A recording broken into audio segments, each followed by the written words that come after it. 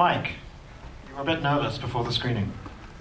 I'm always nervous before the screening because it's just, just listening to the audience and hearing the gasps and the laughs and all the boos where they're supposed to be. It's always nerve-wracking, but it's a good feeling though. I missed the boos tonight.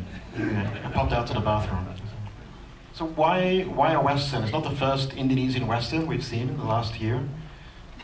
It's not the first.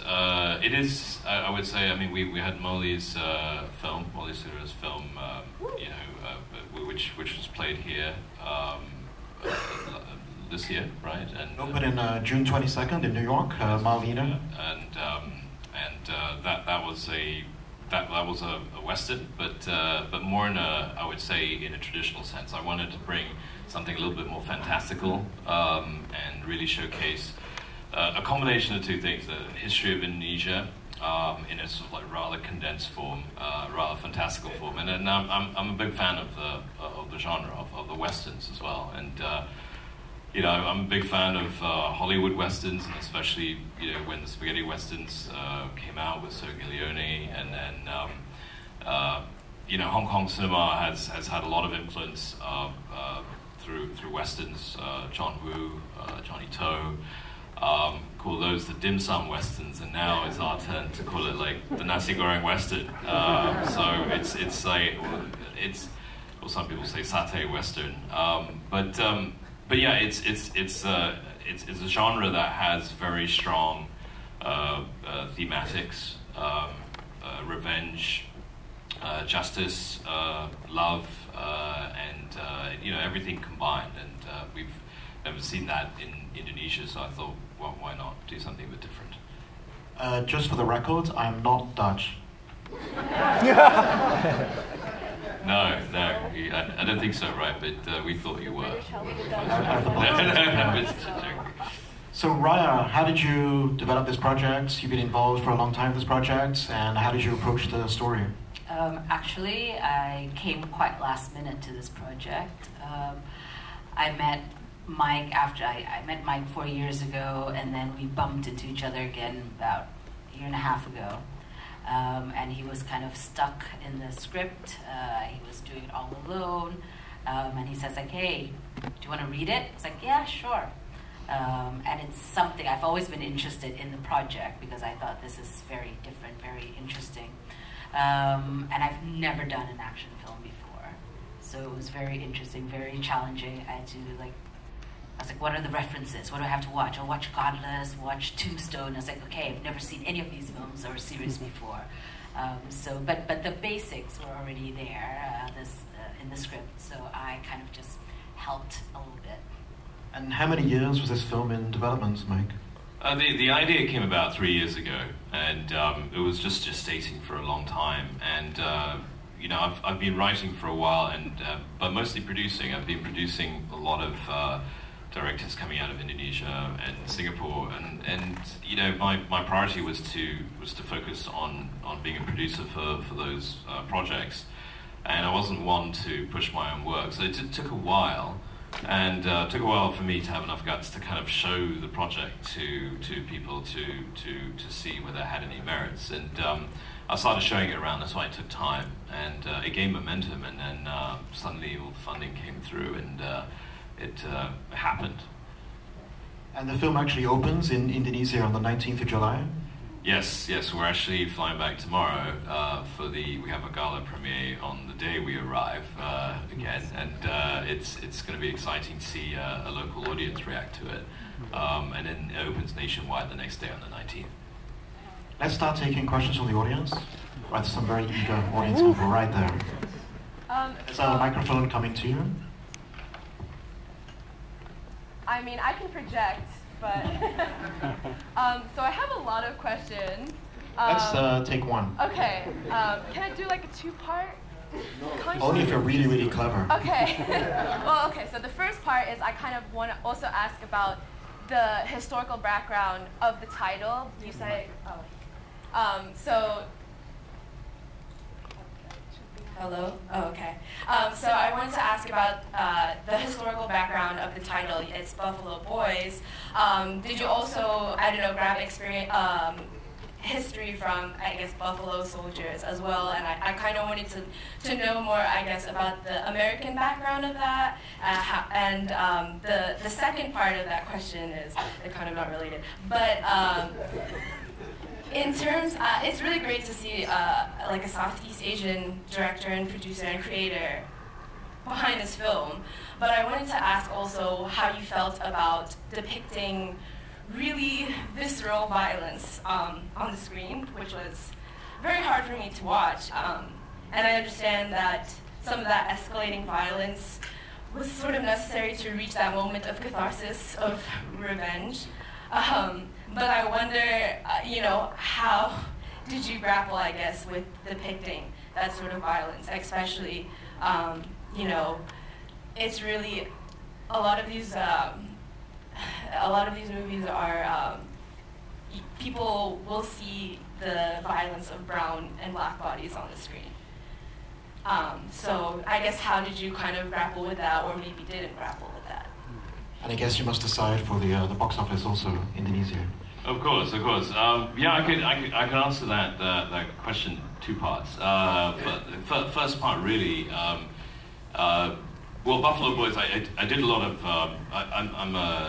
I love history. I love Indonesian history. I'm very conscious about our colonial past, and there's been a lot that has happened, but we haven't had a lot of films that have depicted, you know, the details of, you know, violence per se, or things that have happened in our history, and I wanted to find a way to bring it about. And on the title, it was well, the boys going to America. The idea was, well, why not? Because the trade routes were open. Chinese and Asian immigrants were coming to the West at the time.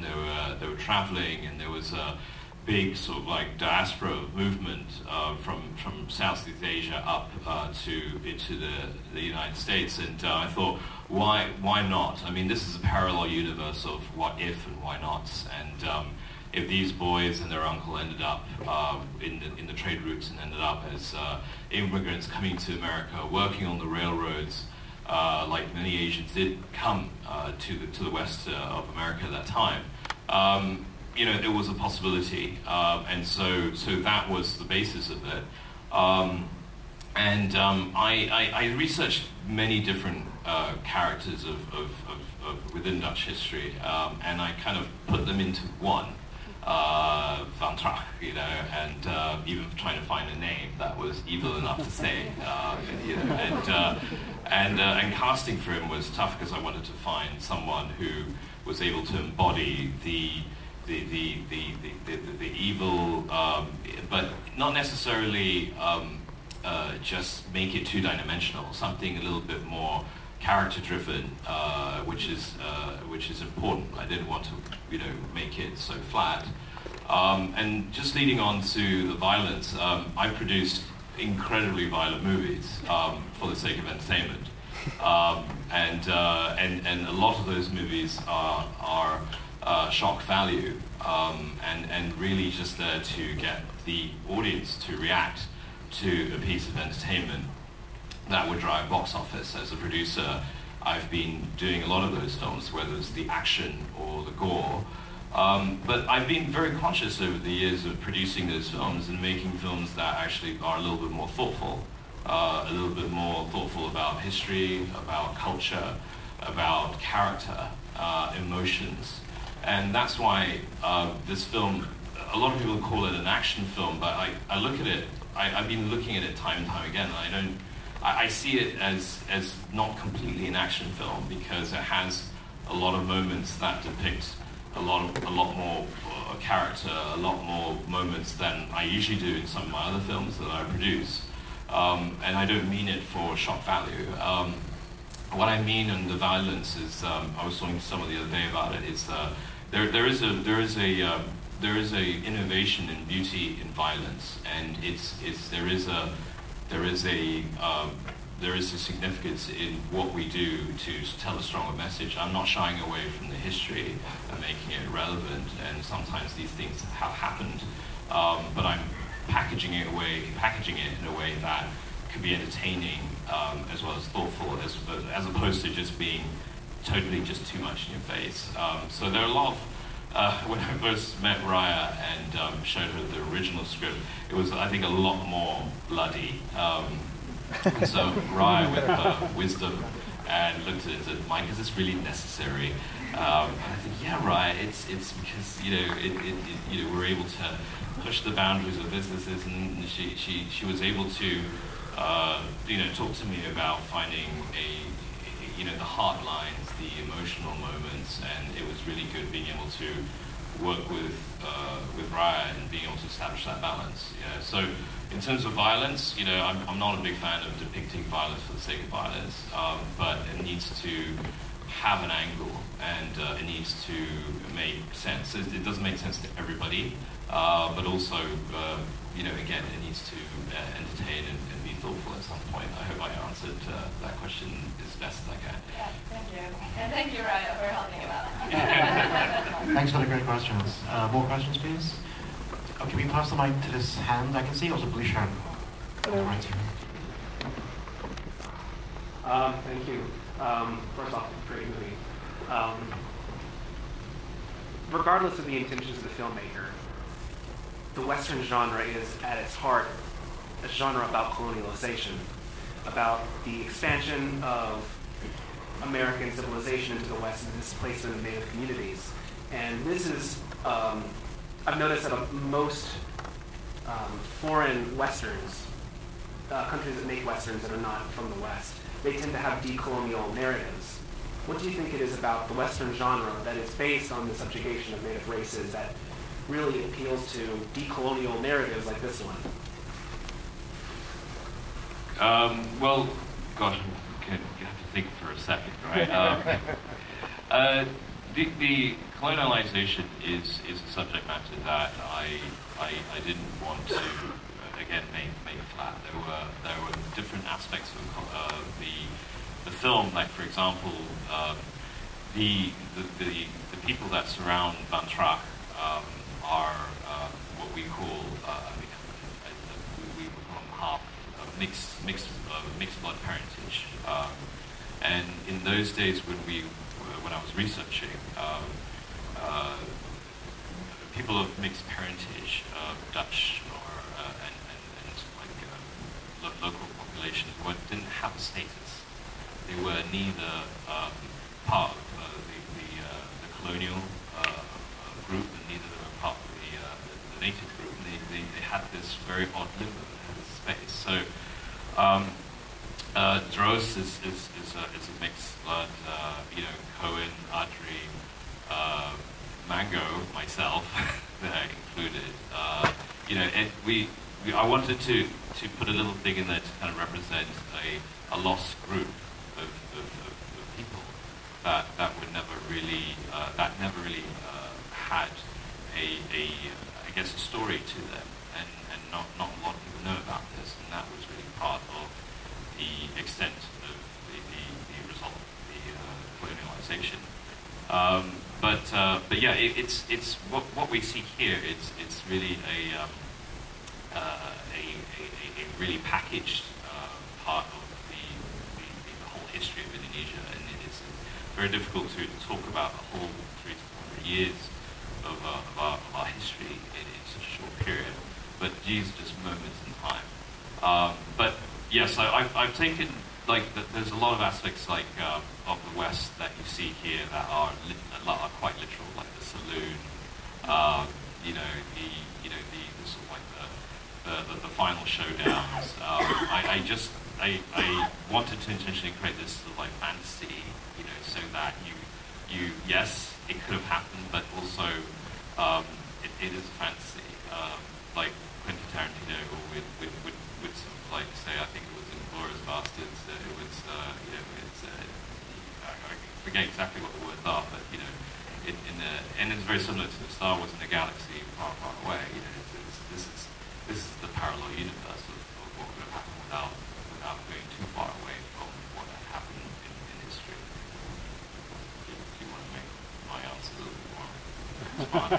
We can take a question for Rayya, or let's take a question this side of the room. Way at the back there in the center. The second to last row.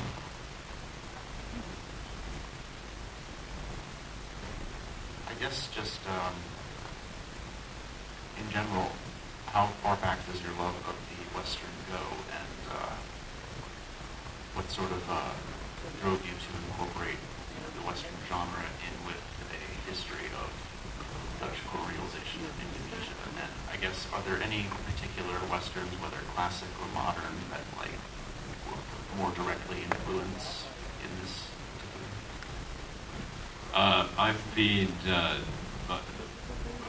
My dad was a big part of that. You know, Dad used to collect videos, and I would grow up in this home filled with VHS and Betamax tapes of westerns and kung fu movies. But it was the westerns that I was particularly drawn to because of the very strong tropes, and obviously the westerns of John Ford and Eastwood, and then more particular was the filmmaking of Sergei Leone that really attracted me, because it was just so so visual, and some things just really don't make sense, and really from the very abstract point of view, but it evokes an emotional response, and so even the more later westerns, in particular the series that have come up more recently, Deadwood, for example, or Godless,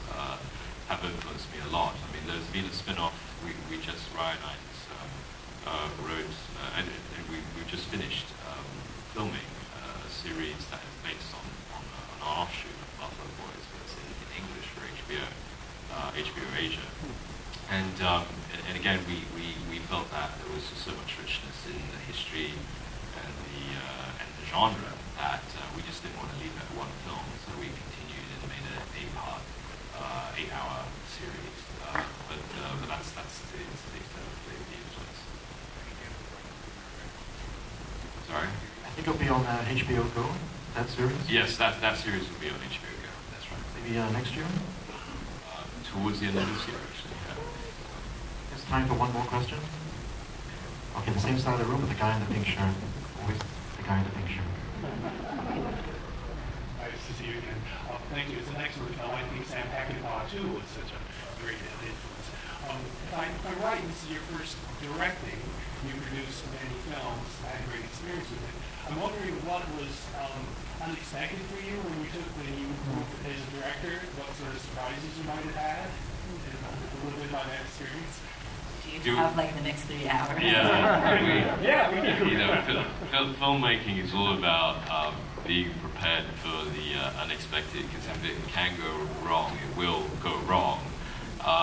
Yes, it's an ambitious project for a first-time director. I mean, I've produced a number of ambitious projects, but as a producer, you kind of wait for the moments to come, and you kind of deal with it within a team. But then you have a director who's got that vision, and the teams move ahead. But when you're in the creative hot seat and having to make decisions on the fly with dialogue, there are certain situations like miscommunication. With the original, when we first went out, and the idea was Buffalo Boys. I made it very clear, buffaloes, they had to write buffaloes, but there was some miscommunication. And the animal wranglers came out with these cows, and like, they're not buffalo, and they're like, yeah, but they got little horns. I said, no, they've got to be like these buffaloes, right? And they looked at me and they said, well, this is all the same. And this is it's not the same. There's a difference between a cow and a buffalo, right? And that happened like 2 days before we were supposed to film. And when some of our stuntmen tried to get on the buffalo, they got thrown off and broke their arms. And they didn't want to be ridden. And that's why they didn't want to tell me they didn't want to be ridden, so they bought cows instead. I wouldn't notice, but obviously they did. So things like that happen.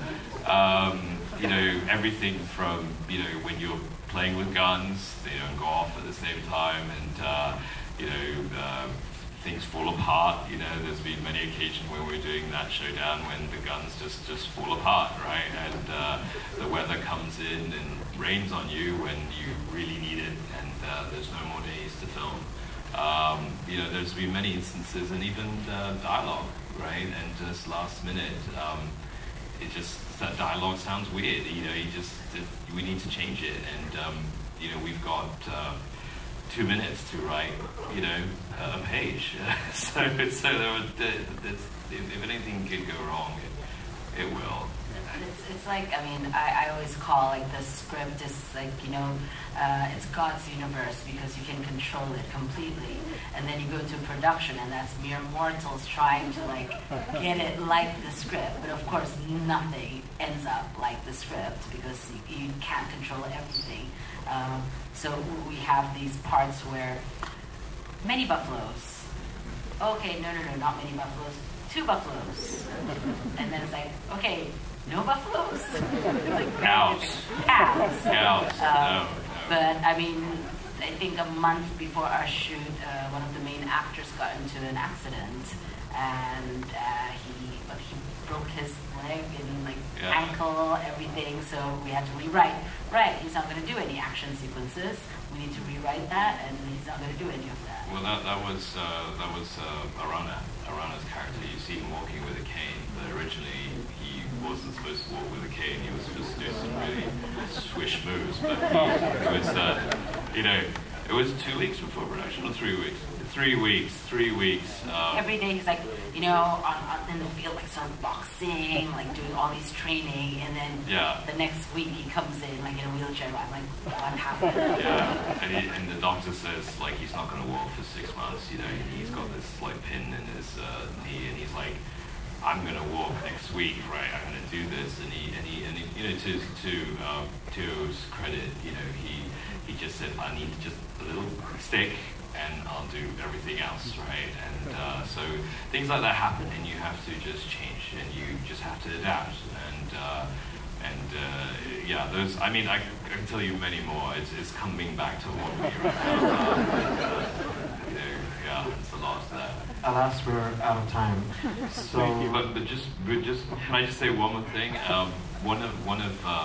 It was really important to have the blend of East and West on the film.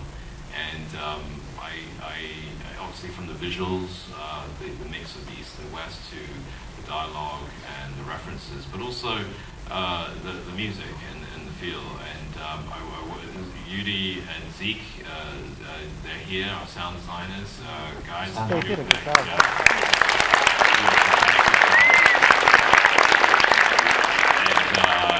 And Zeke and Yudi did a tremendous job from the very beginning to incorporate the best of you know, the Western, you know, tropes as well as the Indonesian soundtrack, and to make it really emotional and subtle at the same time. And you guys did a great job, and I hope you don't hate me for doing these last minute things. But thanks, guys. Yeah, you did a great job. And the HBO spin-off is called Grim, is it? It is Grim. Okay. No, it's called Grise. Because the old town of it was called Grisik, but now it's called Grisik. But the show's called Grise, and that'll be out in Asia, I know, in November. But I think later on, towards the end of the year. You're a great audience. Thank you very much. And, come back next year with the next stream of